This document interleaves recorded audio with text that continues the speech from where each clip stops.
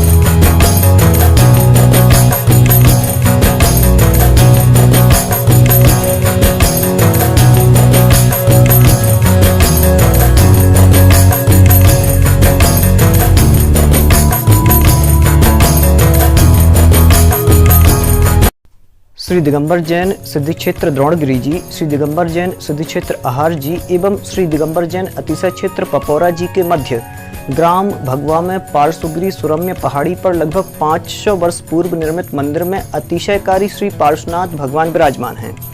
यहाँ से द्रोणगिरि पर्वतराज के जिन मंदिरों के दर्शनों का भी लाभ प्राप्त होता है। पार्श्वगिरि जी की पूर्व दिशा की ओर दिगंबर जैन सिद्ध क्षेत्र द्रोणगिरि जी एवं पश्चिम दिशा की ओर एक विशाल सरोवर है।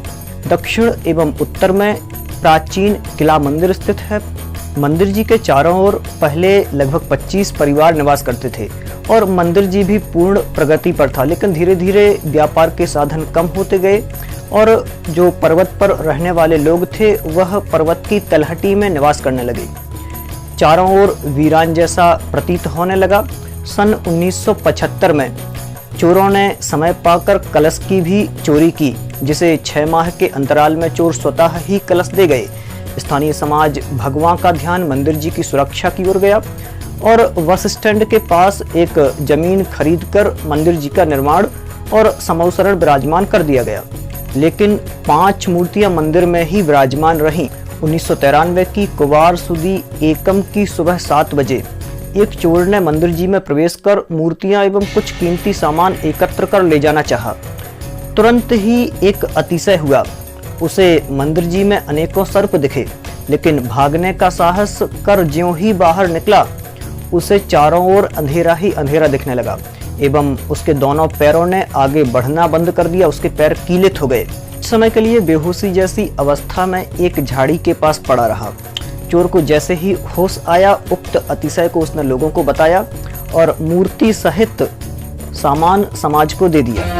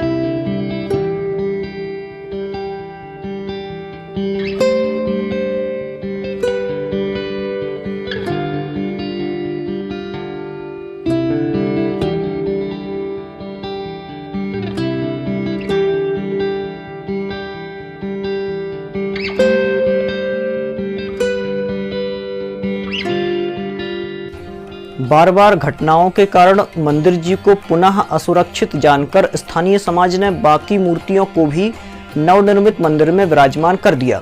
यह चक्र कुछ ही समय तक चला कि स्थानीय समाज और आसपास के क्षेत्रों में अनेक विपदाएं उत्पन्न होने लगी, अनेक आपदाएं आने लगी।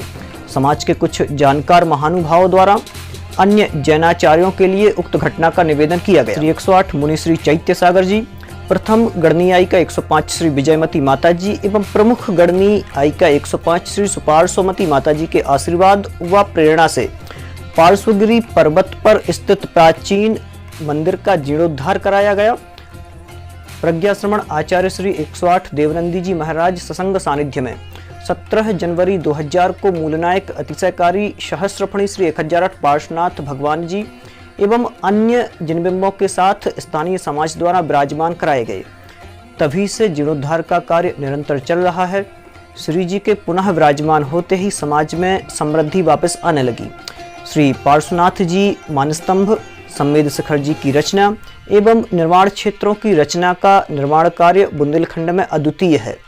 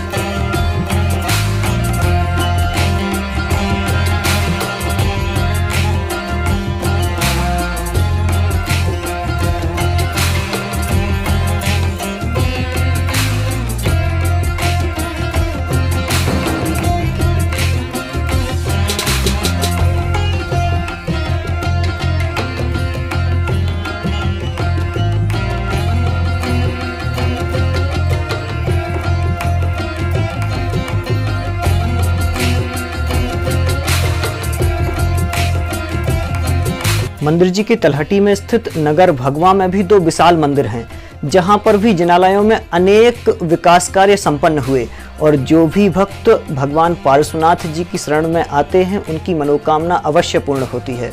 और यहाँ के अतिशय हम लोगों ने बचपन से इस प्रकार के अनेकों अतिशय यहाँ पर समय समय पर होते रहे और कई अतिशय ऐसे हैं जो आप सबको बताए नहीं जा सकते।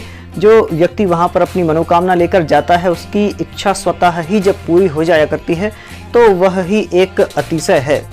6 फरवरी 2009 में सम्मेद शिखर जी की रचना, मानस्तंभ निर्माण, जिनबिंब जिनचरण एवं शुताचार्य के चरण प्रतिष्ठा, पंचकल्याणक एवं गजरत महोत्सव संपन्न हुआ, जिसमें अनेक अतिशय देखने को मिले। और यहाँ की गरिमा का अनुभव पढ़कर मात्र नहीं किया जा सकता या फिर सुनकर मात्र नहीं किया जा सकता, बल्कि यहाँ पर आकर किया जा सकता है। इसलिए आप अवश्य एक बार यहाँ पधारें और अपनी मनोकामना लेकर आएं और सच्चे मन से लेकर आएं, आपकी मनोकामना अवश्य पूर्ण होगी।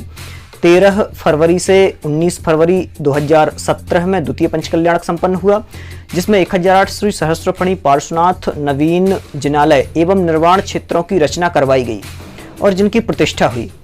उक्त दोनों पंचकल्याणक महोत्सव आचार्य श्री विभव सागर जी महाराज के सत्संग सानिध्य में संपन्न हुए और दोनों पंचकल्याणकों में एक से एक अतिशय देखने को मिले और भक्तजन अपनी मुरादें लेकर आते हैं और उनकी मनोकामनाएं अवश्य पूर्ण होती हैं। और देखा ऐसा तक गया है कि जो गवर्नमेंट जॉब के इच्छुक हैं, ऐसे लोग जब भी यहाँ पर आते हैं और 108 परिक्रमा लगाते हैं तो उनकी मनोकामना अवश्य पूर्ण होती है। आप लोग भी यहाँ पर आएँ, मंदिर की आगामी योजनाओं से जुड़ें और अपने नाम की शांति धारा अवश्य कराएं, जो कि बहुत ज़्यादा फलदायी होगी।